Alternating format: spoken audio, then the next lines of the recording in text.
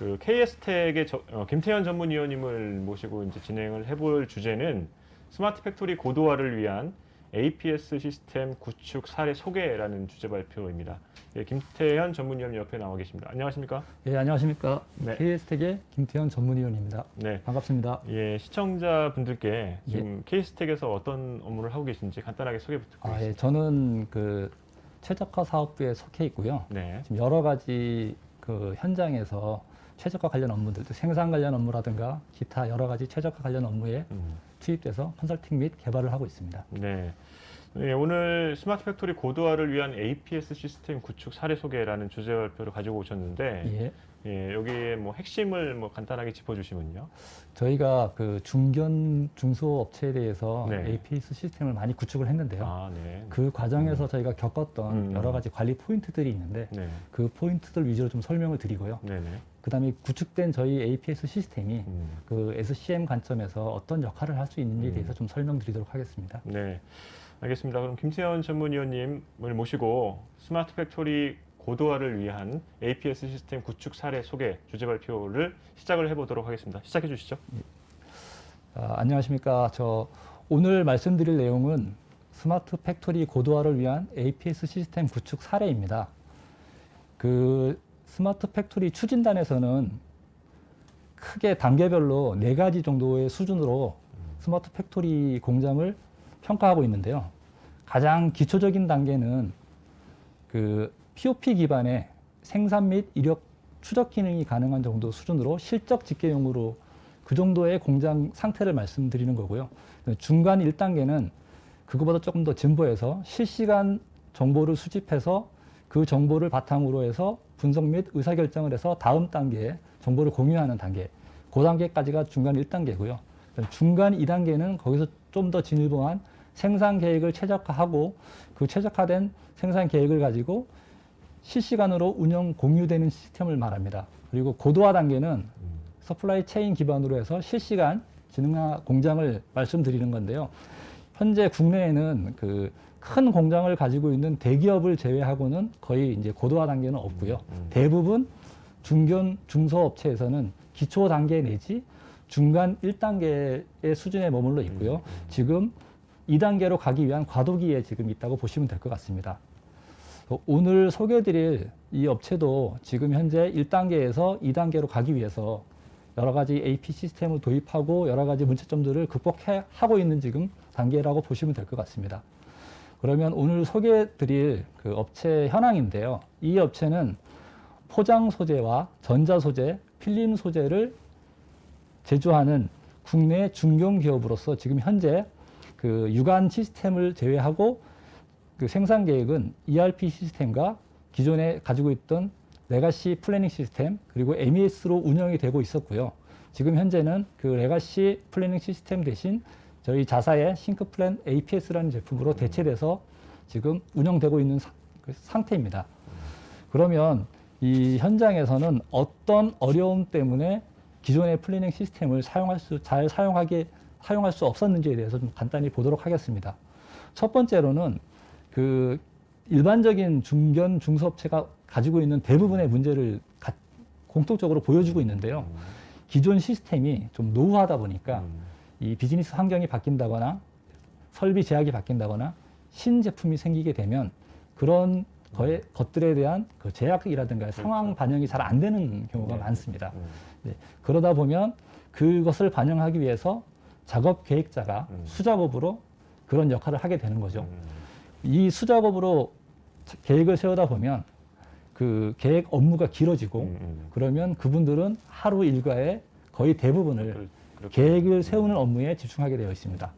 그리고 또한 그 계획 작업자들의 노하우에 의해서 운영이 되기 때문에 이제 작업자 간의 그 약간의 편차 그런 것들이 좀 발생하게 되고요.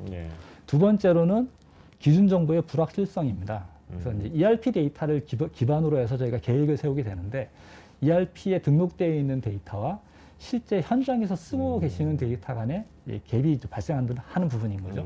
그래서 이제 이 데이터는 뭐 레벨이 달라서 발생할 수도 있고요. 아니면 같은 레벨에 있지만 정확도가 좀 달라서 발생할 수도 있고요. 그러니까 이런 여러 이유로 실제 영업에서는 새로운 주문을 받으면 고객에게 정확한 납기, 그러니까 납기 약속, ATP라고 부르는 납기 약속을 해줄 수 없는 사항이 네. 도래하고요. 그리고 실제 주문을 받아서 생산 단계에 있는 주문들도 지금 현재 어디까지 진행되고 있고 어떤 상황까지 왔는지 고객에게 피드백을 해줄 수 없는 그런 현상이 좀 있었고요. 그다음에 이제 그 생산 쪽에서는 긴급 오더라든가 이런 것들이 자꾸 들어오니까 또 수작업으로 또 계획을 변경하고 이러다 보니까 공장의 전체적인 생산성에 좀 문제가 일어날 수 있습니다. 네. 그리고 이 결과가 자꾸 바뀌고 생산 계획이 바뀌다 보면 그러니까 자재를 조달하는 그 구매부서에서도 구매 계획을 제대로 세울 수 없는 네. 그런 악순환이 반복되는 거죠. 그러니까 이런 문제점은 이 업체뿐만 아니라 국내에 있는 대부분의 중견 중소업체들이 가지고 있는 문제입니다.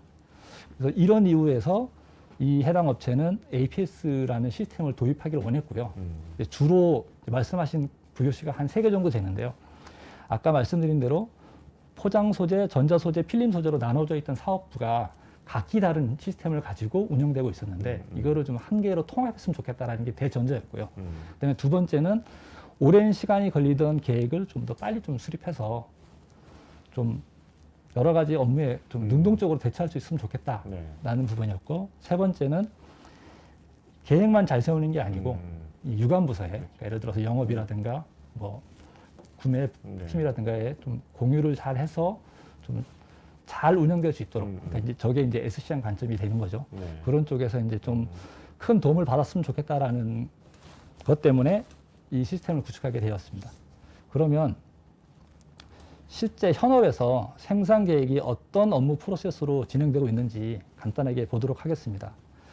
기본적으로 보면 이 생산 계획 업무 프로세스는 영업팀과 생산 기획팀 그리고 이제 물류 구매팀 그 외에 이제 뭐 생산팀 뭐 품질팀이 있지만 크게는 저 세 팀 위주로 이제 여러 가지가 커뮤니케이션이 되면서 이루어지게 되어 있습니다. 그래서 영업팀에서는 기본적으로 그 주간 단위의 주문이 들어온 거를 엑셀로 수기 관리하고 있었던 부분을 특정 시점이 되면 ERP에 이제 영업 오더로 접수를 하게 됩니다. 그러면 그 접수된 오더를 가지고 생산 기획팀에서는 제품별, 납기별, 그 출하량별로 정리를 해서 이 생산 계획 담당자가 일별, 호기별로 물량을 배분하고 그 배분된 물량을 다시 순서를 결정하게 되는 그 흔히 말하는 이제 생산 계획이라는 걸 세우게 되고요. 그 생산 계획을 세우는 과정에서 나온 결과를 MRP를 수행함으로써 실제 어떤 원부자재가 얼마나 필요한지를 산출하게 됩니다. 그러면 이 산출된 원부자재 정보를 구매 물류팀에 공유하게 되면 이 구매 물류팀에서는 실제 이제 과부족이 발생하는지, 실제 조달이 가능한지 이런 것들을 확인하고 생산 기획팀에 다시 이제 피드백을 주는 거죠. 이 과정에서 조달이 불가능하거나 여러 이슈 때문에 그 계획을 변경해야 되면 그 변경된 계획을 영업팀과 다시 협의하게 되는 거죠. 그래서 납기를 바꾼다거나 물량을 조절한다거나 이런 식의 계속 각 팀 간에 여러 가지 협업이 필요한 부분이 꼭 생기기 마련입니다. 이런 식으로 마지막에 결정된 그런 확정 계획을 가지고 이제 생산에 내려서 생산에서는 MES를 이용해서 실행을 하고요. 그러면 생산 기획팀에서는 그 현재 저희가 계획한 계획과 실적 간에 계속 피드백을 하면서 왜 이런 현상이 벌어지는지 갭이 생긴다면 그런 걸 분석하는 그런 단계로 생산 계획 업무가 진행되고 있고요. 이거를 저희가 도입한 APS 업무 사이클에서 보면 크게 이제 제 APS 업무 사이클은 PDCA 기법이라고 해서 계획을 하고 실행을 하고 모니터링을 하고 그런 단계를 따르게 되는데요. 첫 번째로 이제 주문 관리 부분입니다. 이 주문 관리 부분은 영업팀과 생산 기획팀이 이제 협의할 수 있는 그런 창구를 마련해 준다고 보시면 될 것 같고요. 그 다음에 기준 정보 관리, 최적 계획 수립, 그 다음에 계획 지표 분석 관련된 부분은 아까 말씀드렸던 생산 계획을 세우는 부분이고요.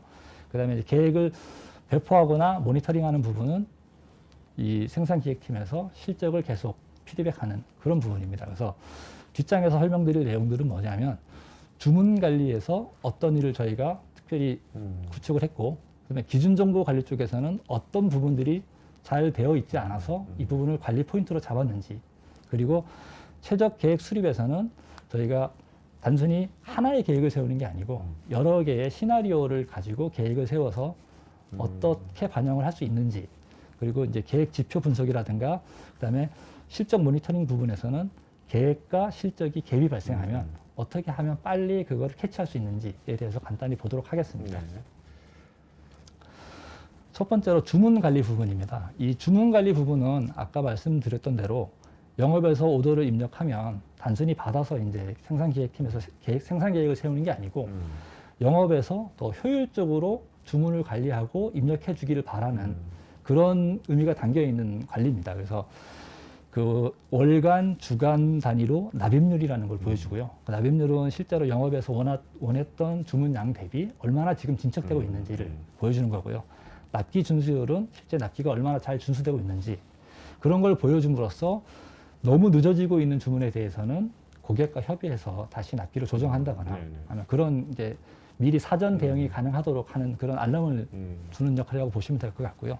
그리고 짜투리가 남아있는 주문에 대해서는 다음 사이클이 올 때 생산할 수 있거든요. 이런 부분에 대해서는 ERP 상에서 주문 관리, 주문 라이프 관리 사이클을 그러니까 관리를 하는 거죠. 네. 관리해서 조금 더 이제 현실적인 계획이 될 수 있도록 했고요. 그 다음에 각 제품별로 출고 추이가 어떻게 되는지, 그리고 지금 마감 재고 현황이 어떻게 되는지를 보여줌으로써 계획 생산 주문에 대해서는 지금 계획했던 물량보다 주문이 더 많이 들어오거나 아니면 적게 들어올 수 있기 때문에 거기에 대해서 추가 주문이 필요한 건지 아니면 주문을 좀 줄여도 되는지 그런 거를 파악할 수 있도록 영업과 생산 간의 이제 창구 역할을 한다고 보시면 될 것 같습니다. 두 번째는 기준 정보 관리 부분입니다. 이 기준 정보 관리는 기존에는 ERP에 보면 원가 기준으로 데이터가 관리되고 있었거든요. 그러다 보니까 실제로 이 데이터만을 가지고 생산 계획을 세우면 갭이 발생하는 거죠. 그래서 저희가 포인트로 잡았던 거는 뭐냐면 그 중에서 그냥 써도 되는 기준 데이터들이 있고요. 생산 계획 정확도에 영향을 미치는 그런 데이터들을 관리 항목으로 둬서 어떻게 관리할지 그런 것들을 좀 개선 사항으로 봤습니다. 그래서 여러 데이터가 있지만 크게 이제 한 5가지 정도로 저희가 관리 포인트를 잡았는데요. 첫 번째는 작업 속도입니다. 이 작업 속도는 흔히들 뭐 UPH 아니면 택 타임, 뭐 프로세싱 타임이라고 얘기하는데요. 실제 ERP에 등록되어 있는 작업 속도와 현장에서 실제 작업하는 작업 속도가 좀 다른 거죠. 설비에. 그러다 보니까 계획에서 세웠던 물량 대비 실적이 더 많이 나오는 경우도 있고 아니면 더 적게 나오는 경우도 있고 이런 현상이 발생됐습니다. 그래서 이런 부분에 대해서는 그 데이터의 아웃라이어를 제거하고 통계적 기법을 사용해서 주기적으로 반영이 될 수 있도록 ERP 반영이 될 수 있도록 해서 갭을 줄이는 역할을 좀 했고요. 그다음에 설비 우선순위입니다. 이 설비 우선순위는 문제가 됐던 부분은 어떤 부분이 있었냐면 이 설비 우선순위를 관리하는 그 주체 담당자가 이제 어디냐에 대한 문제가 좀 있었습니다. 그래서 현업에서는 저런 것까지 관리할 수 있는 엑셀로 수기 관리를 하고 있지만 관리 포인트가 없었기 때문에 그 담당자를 지정하고 그 담당자가 어떤 방식으로 ERP에 반영을 할지 그런 걸 정해졌고요. 그래서 ERP에 들어있는 설비 우선순위와 현업에 있는 설비 우선순위를 맞추는 작업했습니다. 그리고 세 번째로는 셋업이라고 불리는 작업 변경 시간입니다. 이 작업 변경 시간의 가장 큰 문제가 있었는데요. 이거는 ERP에 실제로 관리되고 있지 않는 데이터입니다. 그래서 저 데이터는 수작업으로 물론 엑셀 베이스로 관리를 하고 있었고 계획 담당자하고 현장 작업자만이 공유되는 그런 데이터였습니다. 그래서 이 부분을 어떻게 하면 표준화해서 저희가 관리 영역으로 끌어오느냐 그게 이제 큰 문제였고요.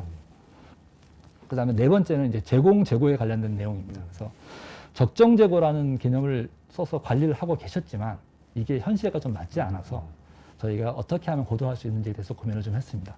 그리고 그 실제 제공에 대해서도 언제 올지 불명확하기 때문에 이게 실행 불가능한 계획을 자꾸 만들어주는 이런 사이드 이펙트가 있어서 수공정 도착 시간을 관리할 수 있도록 좀 시스템을 좀 손을 봐서 저것도 반영을 했습니다. 그리고 외주 관리 부분인데요. 이 외주 관리는 실제로 사내 캐파가 아니기 때문에 계획 담당자하고 외주 계획 담당자가 전화나 아니면 뭐 이메일 등을 이용해 가지고 이제 생산 계획을 주고받죠.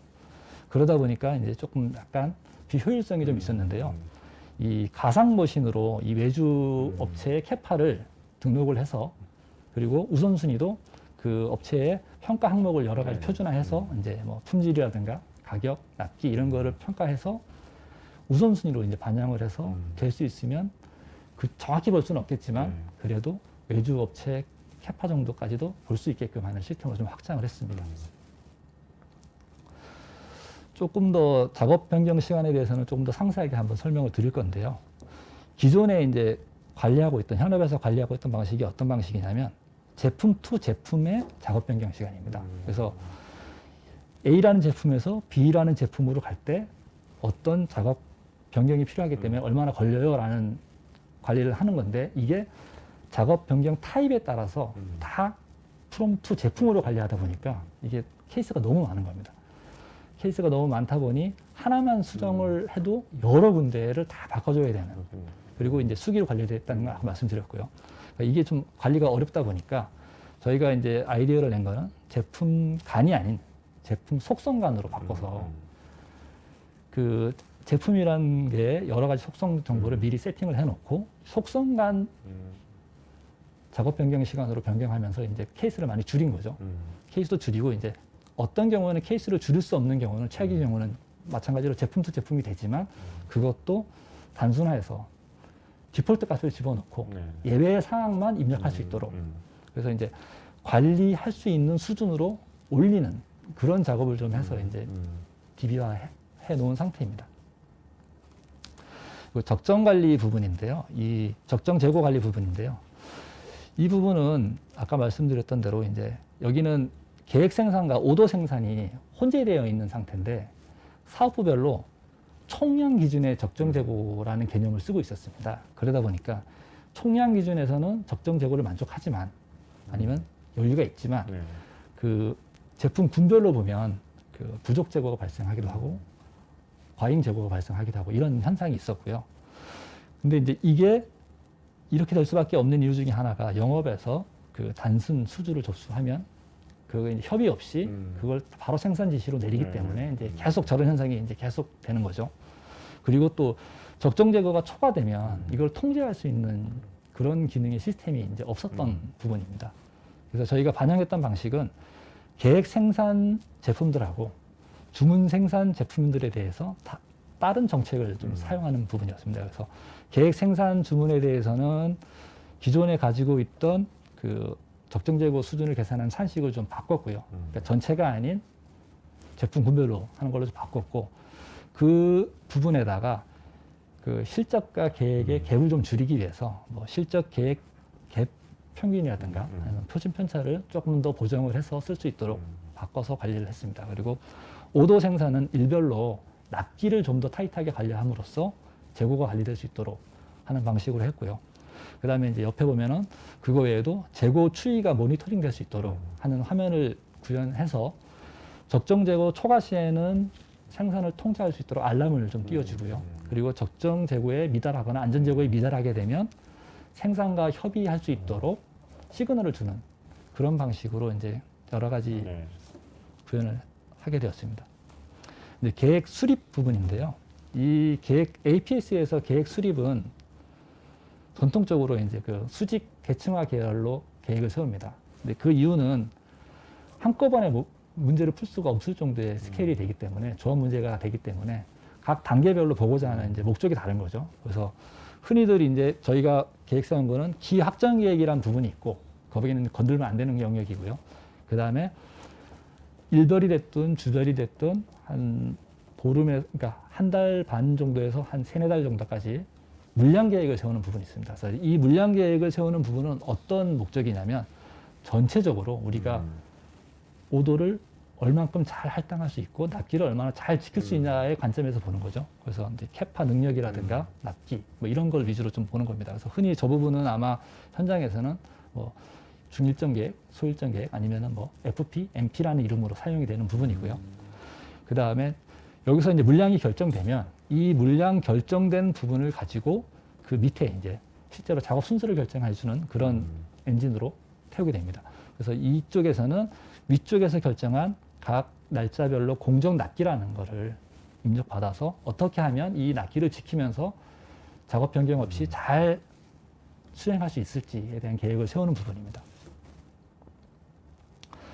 다음은 이제 생산 전략 관리 부분인데요. 아까 말씀드렸듯이 시나리오 베이스로 저희가 하나의 계획을 세우는 게 아닌 여러 개의 계획을 세우기 때문에 여러 대안을 세워놓고 미리 이제 앞에서 발생할 수 있는 여러 대안을 세우고 거기에 대해서 각각 어떤 면에서 어떤 게 좋은지 아니면 어떤 것이 안 좋은지를 평가해서 상황에 맞는 계획을 적용할 수 있는 그런 기법입니다. 그래서 지금 보시는 화면은 첫 번째로 대전제가 이제 납기 만족이라는 대전제를 만족하면서 재고 정책을 어떻게 가져가냐에 따라서 뭐 적정 재고를 유지하는 정책이라든가 재고 최소화 정책이라든가 아니면 가동률을 어떻게 하면 최대로 쓸 수 있을까에 따라서 재고가 바뀌는 현황과 캐파, 설비의 캐파가 어떻게 바뀌는지 그런 것을 볼 수 있고요.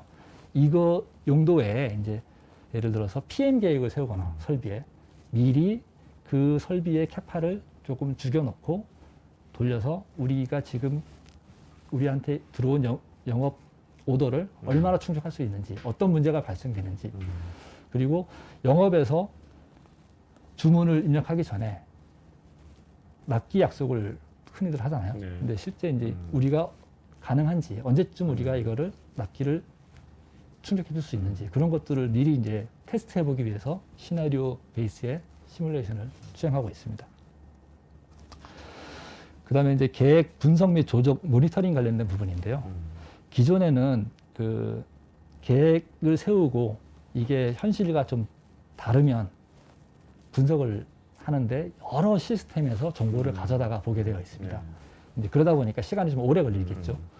그런데 이 부분을 전부 다 APS 시스템에서 볼 수 있도록 다 이제 연결을 해서 쉽게 이제 하나 설명을 드리면 납기 준수율 조회라는 화면을 통해서 각 제품별로 납기가 잘 준수되고 있는지 그리고 이제 출고지별로 납기 준수율이 어떤 상황에 있는지를 좀 보여주고요. 만약에 납기가 지연이 됐다면 어떤 이유에서 지연이 됐는지 미리 이제 사전에 리스팅을 해서 볼 수 있게 좀 했고요.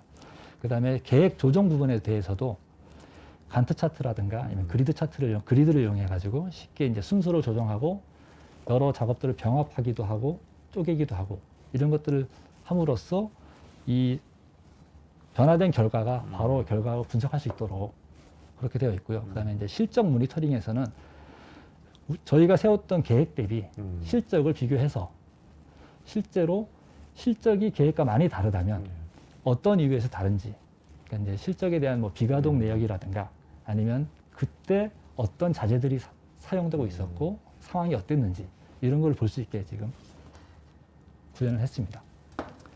그 다음은 적용 효과 부분인데요. 이 적용 효과는 크게 이제 뭐 정량적, 정성적으로 나누게 되어 있습니다. 그래서 현업에서 가장 만족했던 부분은 이 계획 수립 시간 단축 부분입니다. 기존에 이제 뒤에서 다시 한번 보시겠지만 기존에 하루 일과에 거의 5시간에서 7시간이면 거의 대부분을 차지하는 건데요. 이렇게 계획을 세우다 보니까 이제 피로도가 엄청 많이 누적되어 있는 상태였고요. 이 시간을 1시간에서 한 2시간 정도로 저희가 이제 줄여드렸고요. 그 다음에 그 전 사업부 평균 약 80% 정도의 오도 납입률을 보이고 있었는데 저걸 92%까지 이제 좀 올렸고요. 저기 이제 올리게 된 이유 중에 하나는 아까 말씀드린 그 적정 재고 정책이라든가 이런 거를 이용해 가지고 실제 캐파를 좀 더 효율적으로 사용할 수 있게끔 바꿨기 때문이고요. 기준 정보도 물론 영향을 미쳤겠지만 그다음에 납기 준수율은 70% 정도 수준에 이뤘던 거를 이제 90% 정도까지 올렸습니다. 그리고 납기가 지연된 주문에 대해서도 그 납기 지연 일수라는 것을 따로 관리를 해서 그 부분도 한 34% 정도 감소하는 효과를 봤습니다.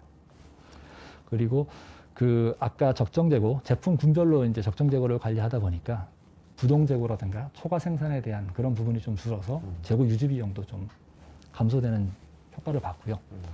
정성적인 효과로 보면 일단 그 계획 담당자가 계획들을 좀 세우기도 하겠지만 알고리즘에 의해서 세우다 보니까 이제 담당자 간의 편차가 좀 줄어들고요. 그 다음에 계획 시간이 좀 단축되다 보니 그 계획 담당자분들이 이제 원래 해야 될 일들, 그 생산 통제라든가 뭐 전략이라든가 이런 것들에 대해 더 집중할 수 있는 그런 여유가 좀 생겼고요.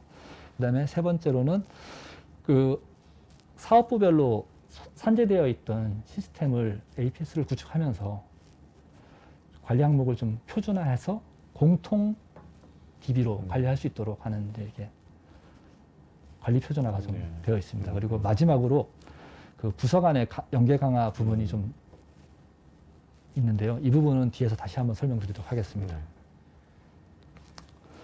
일단 시간 단축 부분입니다. 기존에는 그 ERP 인터페이스하고 계획을 수립하고 조정한 이후에 배포하는 단계까지 각각 뭐 저 정도 시간이 걸렸습니다. 뭐 60분, 4시간에서 5시간, 그 다음에 20분. 근데 저기 계획 수립 및 조정 부분에서 저렇게 많이 걸릴 수밖에 없는 이유가 뭐냐면 이 공정이 여러 개가 있고요. 계획 담당자들이 한꺼번에 계획을 세우는 게 아니고 앞쪽을 맡은 담당자분이 먼저 계획을 세우면 그걸 받아서 뒤쪽에서 계획을 세우고요.